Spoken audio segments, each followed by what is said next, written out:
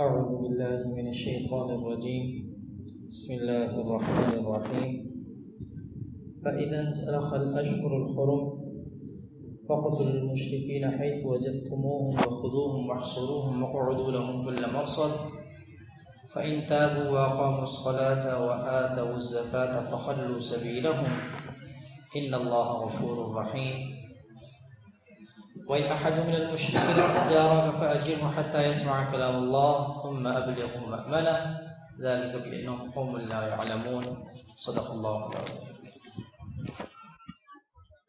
فإذا انسلخ الأشهر الحرم، پھر جب گزر جائیں مہینے پناہ کے، فقتلوا المشرکین، تم مارو مشرکوں کو، حیث وجدتموہم، جہاں پاؤ، وخذوہم، اور پکڑو، واحصروہم، اور گھیرو، وقعدوا لهم كل مرصد، اور بیٹھو ہر جگہ ان کی طاق میں، فإن تابوا وأقاموا الصلاة، پھر اگر وہ توبہ کریں اور قائم کریں نماز، وآتوا الزکاة، اور دیا کریں زکوٰۃ، خلوا سبیلهم، تو چھوڑ دو ان کا راستہ، ان اللہ غفور رحیم، بے شک اللہ ہی بخشنے والا مہربان ہے۔ آج کے درس میں یہ بات ہوگی کہ ہم نے مشرکین کو 4 ماہ دے دی ہے کہ سوچو بچار کر لیں اور فکر کر لیں، کسی نتیجے پہ پہنچ جائیں۔ اب جب 4 ماہ پورے ہو جائیں، اب یہ جو معاملہ ہوا تھا یہ 9 ہجری کو 10 ذی الحجہ میں اعلان ہو گیا تھا۔ اب اس سے آگے پھر 4 ماہ لگا لیں تو ذی الحجہ، پھر محرم اور صفر، ربیع الاول، ربیع الثانی، 10 ربیع الثانی کو یہ 4 ماہ پورے ہو رہے تھے۔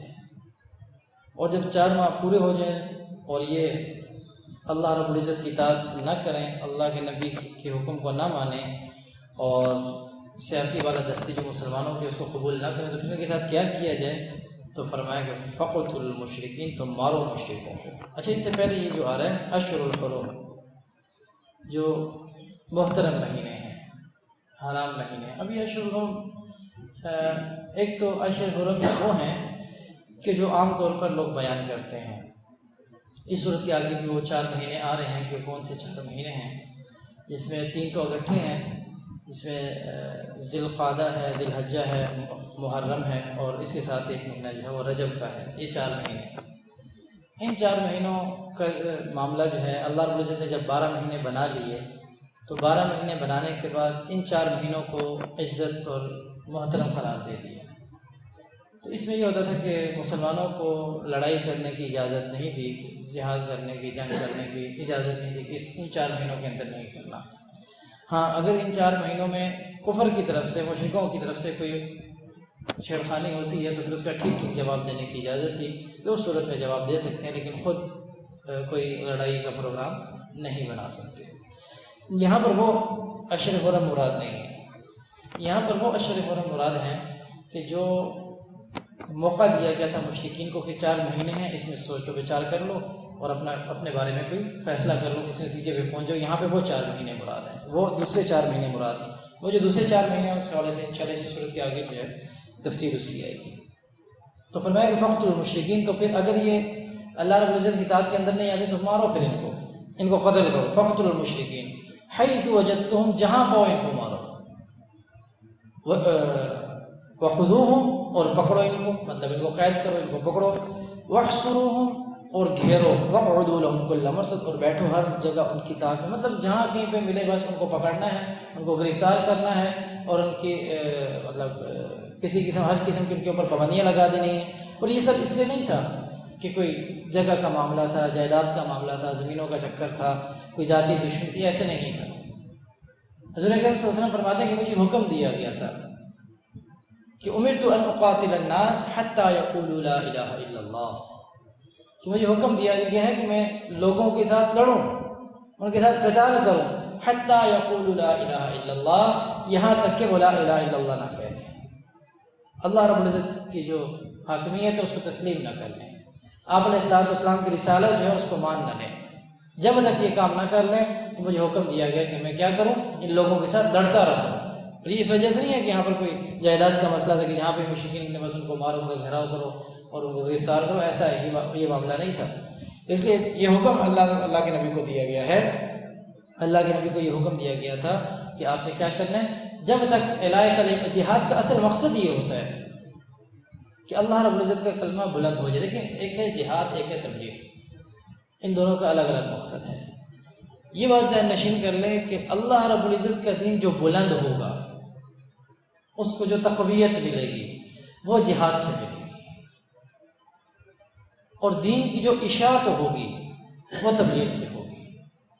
دین کی اشاعت کا ذریعہ تبلیغ ہے اور دین کی سربلندی کا ذریعہ وہ جہاد ہے. یہ دو الگ الگ چیزیں اور دونوں اپنی جگہ پہ اہم ہیں. کسی ایک چیز کا انکار بھی مطلب اہمیت کا انکار نہیں کیا جا سکتا. انکار کرنے مسلمان کیا کرے گا؟ اس کی اہمیت کا انکار نہیں کیا جا سکتا. اگر دین کی اشاعت چاہتے ہیں تو تبلیغ ہے، اور اگر دین کی سربلندی چاہتے ہیں تو وہ جہاد ہے. تو اگر یہ جو جہاد ہے یہ اعلاء کلمات اللہ کے لیے تھا کہ اللہ رب العزت کا کلمہ بلند ہو جائے. اچھا اب آگے کہ فَإِن تَابُوا، اگر وہ توبہ کر لیں. ٹھیک ہے جی، ہم مسلمان ہوتے ہیں، ہم آپ کی دعوت آپ کے پروگرام کو قبول کرتے ہیں، ہم مسلمان ہو رہے ہیں. فَإِن تَابُوا، توبہ کر لی، مشرک سے توبہ کر لی، اور جو مسلمانوں کے راستے میں روڑے اڑکانا تھا اور ان کے لیے مشکلات پیدا کرنا تھا، ان کے لیے تکلیف کا باعث بننا تھا، سب چیزوں سے توبہ کر لی. اب ہم مسلمان ہوں گے. تو پھر کیا کہ جب وہ مسلمان ہو جائیں تو پھر کیا کہ اقاموا الصلاۃ، ان سے تو نماز قائم کریں. مسلمان ہو جائیں تو نماز قائم کریں، وآتوا الزکاۃ، اور زکوٰۃ ادا کریں. دو کام کرنے ہیں. اسلام کے مسلمان ہونے کے لیے جو مسلمان ہو جاتا ہے انسان تو اس کا اظہار کس سے ہوگا؟ میں مسلمان ہوں گا، کیسے اظہار کروں گا کہ میں مسلمان ہو گیا؟ یہ صرف اعلان سے نہیں ہوگا کہ میں مسلمان ہو گیا. عملی مظاہرہ اس کا کیا ہے؟ عملی مظاہرہ یہ کہ وہ نماز قائم کرے گا. پہلا مطالبہ یہ کہ وہ نماز قائم کرے گا. اور آج مسلمان بدقسمتی سے نمازی کو چھوڑ بیٹھا. یہ بڑی بدقسمتی ہے، یہ بہت بڑی خرابی ہے. یہ چھوٹا گناہ نہیں ہے نماز کو چھوڑ دینا، بہت بڑا گناہ ہے نماز کو چھوڑنا. دیکھیں یہاں پر کیا ان سے کہا جا رہا ہے کہ جب یہ توبہ کر لیں، جب یہ ایمان لے آئیں، مسلمان ہو جائیں، توبہ کر لی ہے، آئندہ ہم کوئی کفر کا کام نہیں کریں گے. پہلا حکم یہ دیا رہا ہے کہ نماز قائم کرو. بھائی نماز قائم کرو، اپنے مسلمان ہونے کا اظہار کرو، پتہ چلے کہ مسلمان ہو گئے ہو. اور ایک مسلمان کے اندر اور ایک غیر مسلم کے اندر جو چیز فرق کرنے والی ہے وہ نماز ہی ہے. اذان ہو گئی، ایک مسلمان بھی اپنی دکان کھول کے بیٹھا ہوا ہے، ایک غیر مسلم بھی اپنی دکان کھول کے بیٹھا ہوا ہے. کیا پتہ چل رہا ہے کون مسلمان ہے کون غیر مسلم؟ بازار بھرے پڑے ہیں بازار. نماز میں کتنے بندے ہوتے ہیں؟ تراویح میں آپ اندازہ لگا لیں، سال کے اندر جب ہم نے نشان لگائے تقریباً 35 سے 40 بندہ ٹوٹل پورا آ رہا تھا. اب آپ اندازہ لگا لیں کہ رات کو تراویح میں کتنی صفیں ہوتی ہیں. 35 سے 40 بندے بھی پورے نہیں ہوتے. یہ ہمارے لیے ایک سوچ کا مقام ہے کہ ہم آنے والے کیا کر رہے ہیں، آنے والوں کی کیا محنت ہے. اور جب دنیا کے اندر عذاب آتا ہے نا تو پھر سب کے اوپر آتا ہے، اور بعض اوقات جب پکڑ ہوتی ہے تو پھر سب کی ہوتی ہے. تو پھر یہ پوچھا گیا کہ یہ تو مانتے تھے اللہ کو، یہ نمازیں بھی پڑھتے تھے، یہ روزے بھی رکھتے تھے، یہ حج بھی کرتے تھے، یہ زکوٰۃ بھی کرتے تھے، یہ تو سارے کام کرتے تھے، ان کے اوپر عذاب کیوں آیا؟ ان کے اوپر عذاب اس لیے کہ دوسروں کو دعوت نہیں دیتے تھے. یہ دوسروں کو نہیں، نمازی صاحب تو تھے، یہ تہجد گزار تو تھے، یہ پہلی صف کے مسجد کے ساتھیوں میں سے تھے، لیکن انہوں نے کسی دوسرے کو کبھی نہیں کہا تھا جی آ جاؤ آ کے نماز پڑھ لو. انہوں نے اپنی اولاد کو قائل نہیں کیا تھا نماز کو، اپنے محلے والوں کو نہیں کہا تھا، اپنے اڑوس پڑوس والوں کو نہیں کہا تھا. اس لیے اس عذاب کے اندر یہ بھی شریک ہوں گے. اور جن کے ساتھ ہم اٹھتے ہیں، ہم بیٹھتے ہیں، کل قیامت کے دن اللہ نہ کرے کوئی ایسا معاملہ پیش آ جائے تو وہ تو کہیں گے کہ یہ صاحب نماز کے لیے خود تو جاتے تھے، مجھے تو کبھی انہوں نے اتنا بھی نہیں کہا تھا کہ نماز کے اس کو بھی پکڑیں، یہ بھی مجرم ہے، اس نے مجھے کیوں نہیں کہا تھا نماز کے لیے آؤ. اور یہ تو مالی ہے، یہ جانی عبادت ہے. نماز یہ جانی عبادت ہے. آگے مالی کا بھی کہا وآتوا الزکاۃ، کہ زکوٰۃ بھی ادا کرو. اور نماز کے تو ویسے ہی بڑے فائدے ہیں. انسان 5 وقت جب مسجد کے اندر آتا ہے لوگوں کے احوال کا پتہ چلتا ہے، بھائی کون کس حالت میں. ہمارے معاملہ یہ ہوتا ہے جب زکوٰۃ ادا کرنی ہوتی ہے تو پھر ہم یہ کہتے ہیں کہ پتہ نہیں اس کے حالات گھر کے کیسے ہیں، ٹھیک ہے نہیں ٹھیک، کیا ہے. اب مسئلہ بنا ہوا ہے کس کو دیں کس کو نہ دیں، کیا کریں، پریشانی ہو گئی ہے.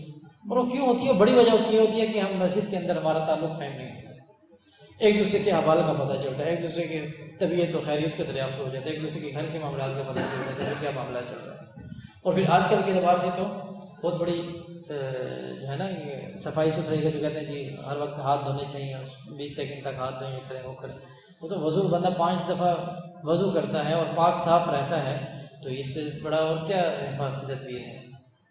روزانہ ہاتھ دھو رہے ہیں، 5 وقت ہاتھ دھو رہے ہیں اور اپنے آپ کو بالکل صاف ستھرا رکھ رہے ہیں، گندگی اس کو نہیں لگ رہی، اور کپڑے اس کے صاف ستھرے ہیں، جسم اس کا صاف ستھرا ہے، اعضاء و جوارح اس کے صاف ستھرے ہیں، تو بہت اچھی بات ہے۔ تو اس لیے اس کے اوپر بہت زیادہ زور دینے کے لیے دنیاوی فائدے بھی ہیں، آخرت کے فائدے بھی ہیں۔ آخرت میں سب سے پہلے سوال ہی نماز کا، وہاں بھی بتاؤں نماز کا کیا معاملہ چل رہا تھا۔ نماز ٹھیک تو سارا کچھ ٹھیک، نماز ٹھیک نہیں آگے سارے معاملات بگڑ گئے۔ تو یہ دنیا کا فائدہ اور آخرت کا فائدہ دونوں کا ہے۔ وہ آتا زکوٰۃ اور زکوٰۃ کو ادا کریں، زکوٰۃ کی ادائیگی بہت زیادہ ضروری ہے، دنیا کا فائدہ بھی ہے۔ لوگوں کا زکوٰۃ کا جو معاملہ ہے وہ اصل اس کا معاملہ یہ ہے کہ وہ امیروں سے نکل کر غریبوں میں آ جائے۔ وہ امیروں کا مال تو ہے لیکن حق اس کے اندر غریبوں کا ہے، اور اللہ جب انسان زکوٰۃ ادا کرتا ہے تو اللہ کے فرشتے دعا کرتے ہیں، اللہ سے درخواست کرتے ہیں، یا اللہ اس نے تیری راہ میں مال خرچ کیا تو اس کے مال کے اندر برکت پیدا کر دے۔ فرشتے جس کے لیے دعا کریں اس کے مال کو نقصان کیسے پہنچ سکتا ہے؟ اور اسی طریقے سے جو انسان زکوٰۃ ادا نہیں کرتا، جب وہ زکوٰۃ ادا نہیں کرتا تو فرشتے اللہ سے دعا کرتے ہیں کہ یا اللہ اس کے مال کو تباہ و برباد کر دے، اس کا سارا مال خراب کر دے۔ اب فرشتے جس کے لیے بدعا کریں تو اس کا بھی معاملہ تو پھر بند تو نہیں سکتا اس کا بھی معاملہ۔ اور ویسے بھی، اور یہ تو زکوٰۃ ہے نا، یہ تو فرض ہے۔ عام حالات کے اندر بھی اللہ رب العزت کو بخیل انسان پسند نہیں ہے۔ اللہ کا محبوب کبھی بخیل نہیں ہوگا۔ اللہ جس کو محبوب رکھتے ہیں وہ سخی آدمی کو اللہ محبوب رکھتے ہیں۔ جو خرچ کرنے والا ہوتا ہے اللہ اس کو محبوب رکھتے ہیں، جو دینے والا ہوتا ہے اللہ اس کو محبوب رکھتے ہیں۔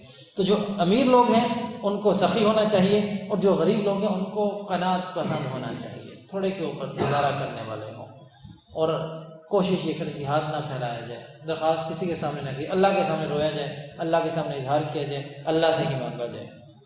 اچھا فَإِن تَابُوا، اچھا توبہ کے حوالے سے ایک بڑا مشہور بات ہے حضرت رابعہ بصری رحمہ اللہ کے حوالے سے، کہ ان سے کس نے پوچھا کہ اللہ گناہ گار کی توبہ بھی قبول کر لیتا ہے؟ تو انہوں نے فرمایا جی اللہ گناہ گار کی توبہ کیسے قبول نہیں کرتا؟ توبہ جو انسان کرتا ہے وہ اللہ کی توفیق سے کرتا ہے، توبہ انسان کرتا ہے اللہ کی توفیق سے، اور جس کو اللہ توفیق دے دے توبہ کرنے کی تو پھر اس کی توبہ قبول کیوں نہیں ہوگی؟ کیونکہ توفیق ہی اللہ نے دی ہے، اللہ کی توفیق کے بغیر کوئی انسان توبہ نہیں کر سکتا۔ جب اس نے توبہ کر لی تو اس کا مطلب اللہ نے توفیق دی، جب اللہ نے توفیق دی توبہ کرنے کی تو اللہ اس کی توبہ کو ضرور قبول کرے گا۔ تو فرمایا بات ہو سکا فخلوا سبیلہم، تو چھوڑ دو ان کا راستہ، اب ان کو چھوڑ دو۔ اب یہ ایمان لے آئے، نماز قائم کر رہے ہیں، زکوٰۃ ادا کر رہے ہیں، بظاہر اسلام قبول کر کے اسلام کے ارکان کے اوپر چل پڑے ہیں، تو فخلوا سبیلہم، اب ان کا راستہ چھوڑ دو، اب انہیں کچھ بھی نہ کہو۔ ان اللہ غفور رحیم، بے شک اللہ بخشنے والا مہربان ہے۔ اگلی آیات کا انشاءاللہ پھر اس حوالے سے پھر گفتگو ہوگی۔